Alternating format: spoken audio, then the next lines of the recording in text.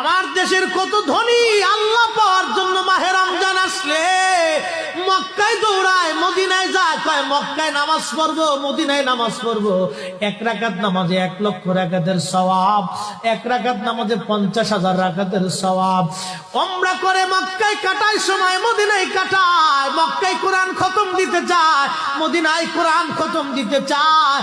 সওয়াব মাহে রমজানে অগণিত সওয়াবের আশায় ব্যক্তিগুলি আল্লাহর ঘরে হাজিরা দেয়, কিন্তু বাড়ির পাশে গ্রামের কত গরিব মানুষ টাকার অভাবে বাবা ভালো ইফতার করতে পারে না, টাকার অভাবে কত মা ভালো সেহরি করে রোজা রাখতে পারে না।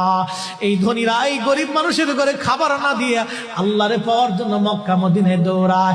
আল্লাহ ডাক দেখো, বান্দা একবার মরে দেখ, কায়দা মতো জুতা দিয়ে পিটামো, আমার বান্দারা না খেয়ে ইফতার করবে, আর তুই আল্লাহ পাওয়ার জন্য মক্কায় আইছো, এমন আল্লাহ আমি ধরা দেব না।